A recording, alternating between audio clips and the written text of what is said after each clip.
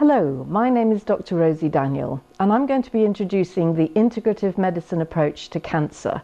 This has really been what my life has been all about since 1985, when I came across the most amazing Bristol Cancer Help Centre, where I met Pat Pilkington and Penny Bron. And in fact, that centre is now called Penny Bron UK. So just to explain how I got into it, from a young age I was really interested in the mind-body connection, all things natural, holistic, and that journey took me on a rather interesting path to find the Bristol Cancer Help Centre in 1985.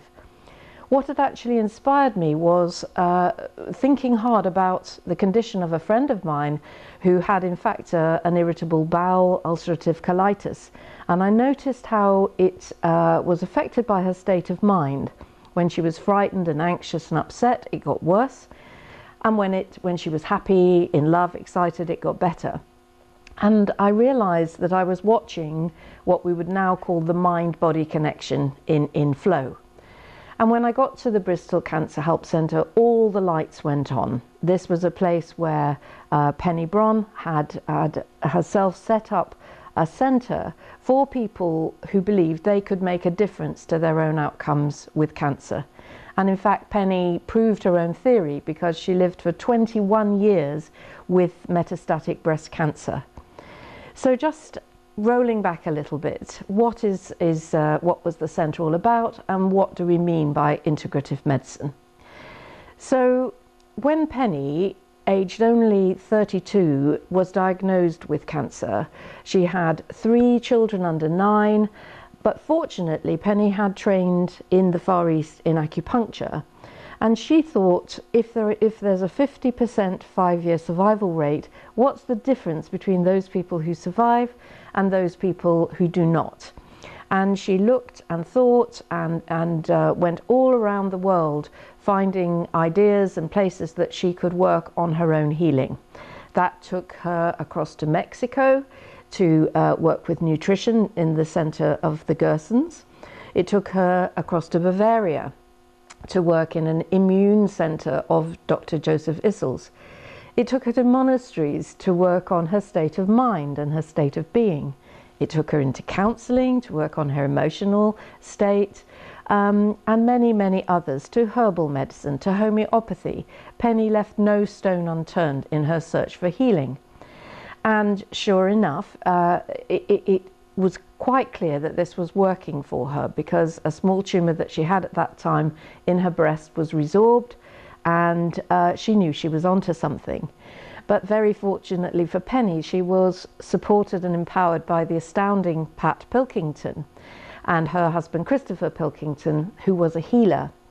And between them, they envisioned what could be a place for people with cancer who wanted to see what they could do to understand the message of their illness and what had gone on in their lives, which had created this imbalance that was manifesting as cancer.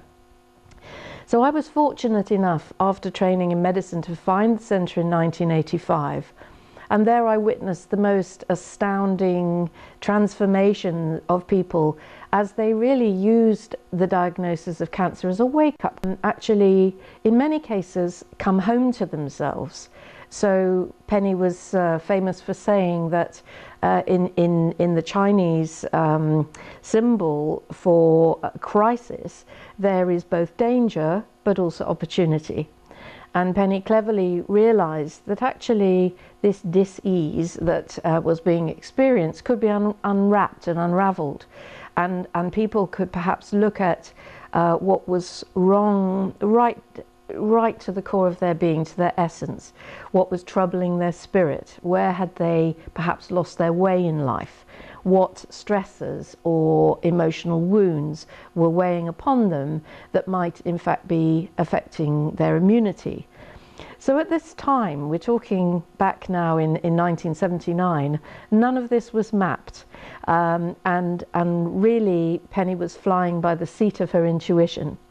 But what's been extraordinary over the intervening, well, we're talking 30 years now, over 30 years, is that bit by bit by bit, all of the things that Penny intuited as being the right way to help herself have actually been proven scientifically. And it was so rewarding to be with them on that journey through the 80s and 90s as bit by bit by bit the science came out. First of all, the science for what difference having a fighting spirit made, the emotional state, connecting depression with worsened prognosis, and so therefore uplifting our state of mind and body, how helpful that is, not only for us to cope, but also for our prognosis. And then came the great burst of information and knowledge as the science of psychoneuroimmunology was put on the map by the American pioneers like Dr. Candace Pert. And suddenly we had a mechanism to understand why these less tangible things like visualization, imaging, meditation, how this was having such a profound effect on the state of immunity, tissue function and organ function. Then came the science about nutrition and the way we eat, the supplements we take, the immune boosters, and then even more incredible was the evidence that came in about the role of spiritual healing and distant healing and non-local mind.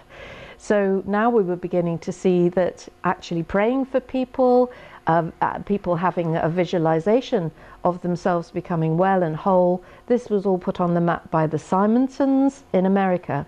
So bit by bit by bit, this exciting jigsaw was coming together. But more moving still for me was to see people healing. And even if people were healing and coming home to themselves for a short time, the transformations that I witnessed were incredible and were the basis for the first book I wrote on the subject called Loving Medicine. So I was at the centre for 15 years, became the medical director, and then went on to see people in my own practice.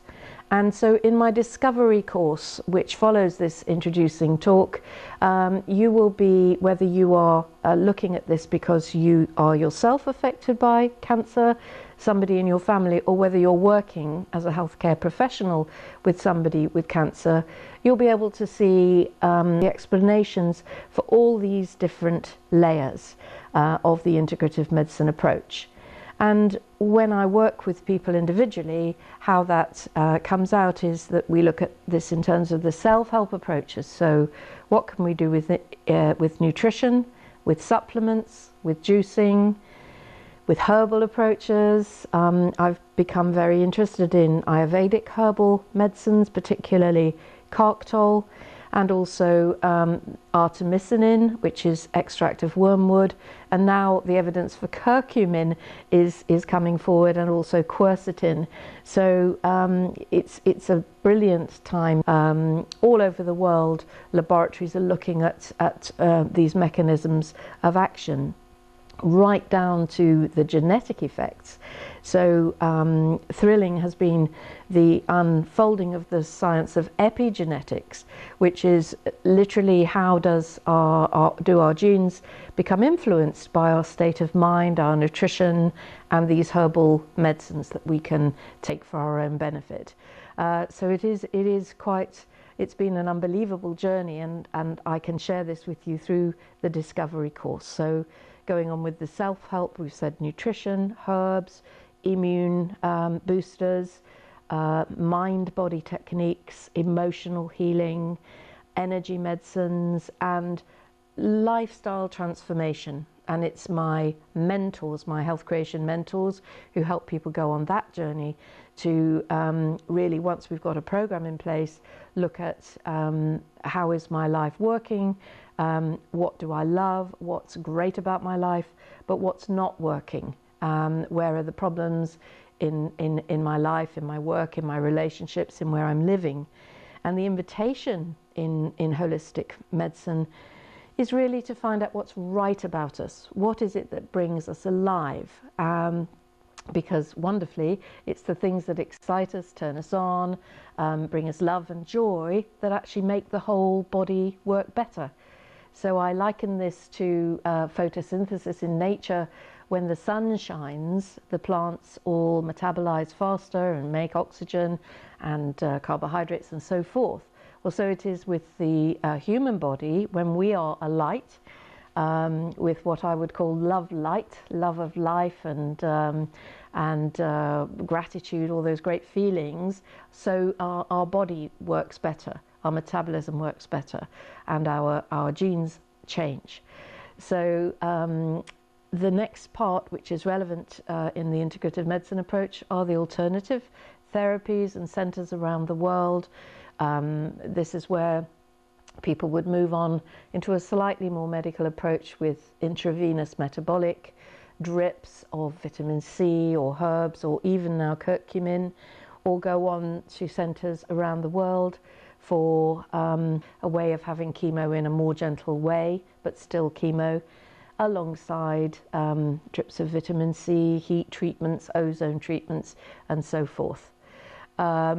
And so in the discovery course of 10 hours, the idea will be to go through this, to go through the evidence, and for you to be directed towards further learning, further avenues that you can explore. And many of the other teachers on this e-learning platform have got more in-depth offerings to share with you. I'm thinking of Dr. Yannis Papasoteriou of Greece, who is working on the monitoring of circulating tumour cells.